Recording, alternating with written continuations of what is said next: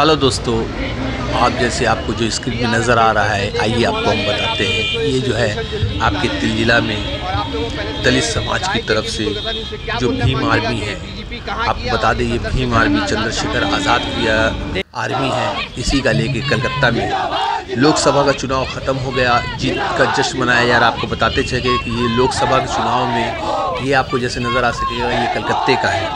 और ये कलकत्ते में लोकसभा चुनाव में जो आपको बता दें कि 2024 में बहुत उलटफेर हुआ।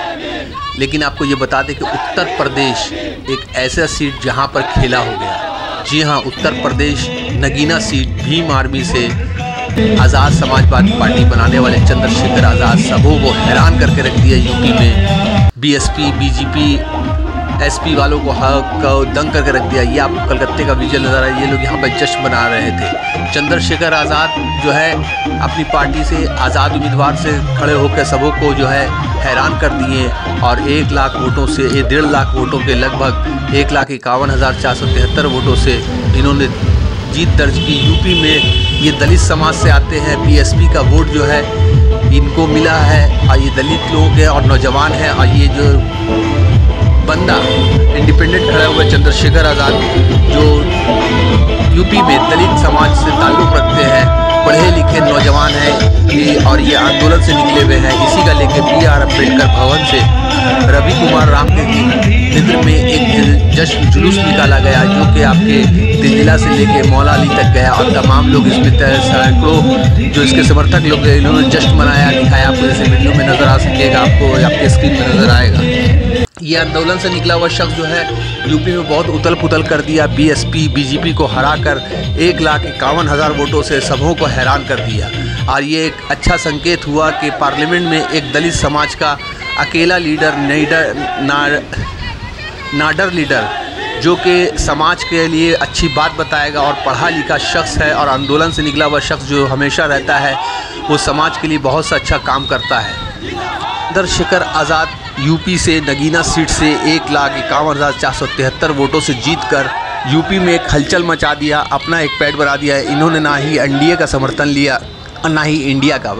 बताते चले कि पता चला था कि इन्होंने समाजवादी पार्टी से भी कहा था कि लड़ने के, लेकिन समाजवादी पार्टी से बात नहीं बनी। बीएसपी के पास भी गए थे, बीएसपी से बात नहीं हुई। बीएसपी की मायावती ने इनको ललकार दिया। आइए सुनते कि इस मौके पर इन्होंने क्या कहा। मैं मोहम्मद जावेद खान, JKV कोलकाता। चंद्रशेखर आज़ाद नगीना सीट से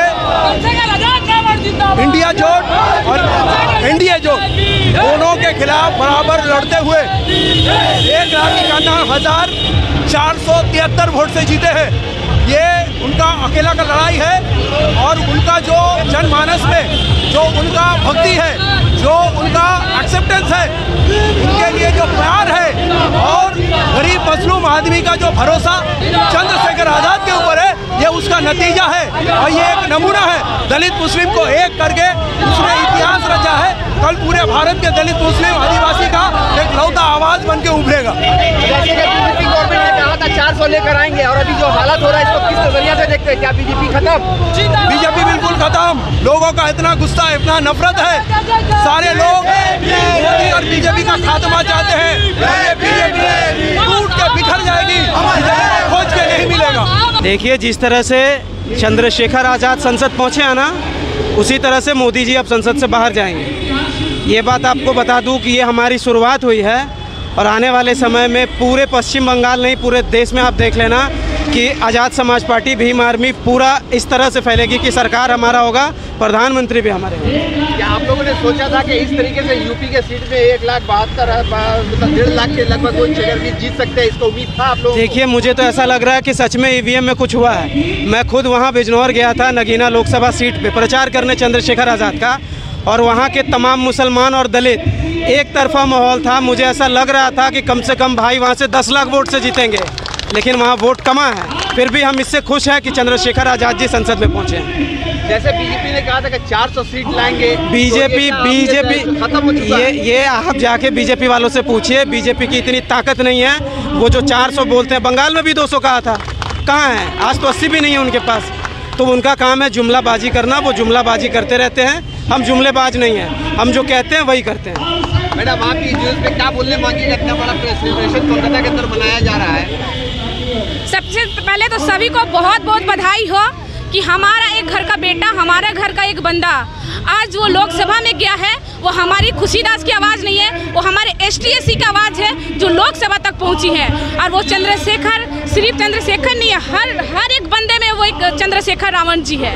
और लोकसभा तक वो पहुँचे हैं, अपने बलबूते पहुँचे हैं। हर एक पार्टियाँ उनको हराने के पीछे लगी थी, लेकिन वो कोई गठबंधन नहीं, अपने बलबूते पे वहाँ तक पहुँचे हैं। और हम सबको बहुत खुशी है कि आज हमारे लोकसभा में एक आवाज़ है और हमारा संविधान को वो बचा रहे हैं। चंद्रशेखर जी को देखा गया यंग है, जवान है, ये जो है आंदोलन करके पहुंचे हैं। इस तरीके का बहुत कम लोग पार्लियामेंट में गए, इसको कैसे सोचते हैं कि यंग जनरेशन को आगे आना चाहिए? ऑफ कोर्स आना चाहिए। वो आंदोलन, उनमें वो जुनून है, वो आग है कि वो हर एक बंदे का वो आवाज़ है। ST/SC की आवाज़ है, मैंने बोला था। तो वो जुनून है उनमें। वो ST/SC या संविधान को कोई खतरा नहीं पहुंचाना चाहते हैं। आज वही जुनून है कि आज वो पहुंचे हैं। भारत, मेरा नाम जय संविधान कन्हैया दास है। साथियों, मैं आज भारत आए हुए भीम आर्मी भारत एकता मिशन के कोलकाता के प्रेसिडेंट हूँ। से धन्यवाद। आज का दिन एक ऐतिहासिक दिन था। आज 70 साल कल रिजल्ट होने के बाद लेकिन हमारे कौम के आज हम लोगों को जो चीज धरोहर अभी तक मिला नहीं, क्योंकि हमारे साथी संविधान भाई चंद्रशेखर आजाद रावण, उन्होंने यूपी के नगीना सीट से बहुत भारी संसद में पहुंचा है। 1.5 लाख मतों से भी ज्यादा मत से जीतकर संसद पहुंचे हैं। इसलिए हम लोग आभारी हैं। जब तक ना कामयाब हो जाए आज ये चंद्रशेखर की जीत, ये उनकी जीत नहीं है, ये हमारी सब SC ST OBC माइनॉरिटीज की जीत है। हमारी जो आवाज आज तक के बुलंद नहीं कर पाए, वो आवाज उन्होंने संसद में बुलंद करेंगे। हम लोग उन्हीं के ये ऐतिहासिक जीत के लिए हम लोग यहाँ पहुँचे हैं। हमारे संविधान आज बहुत खतरे में है। इस संविधान को बचाने के लिए आज का हमारा ये रैली है।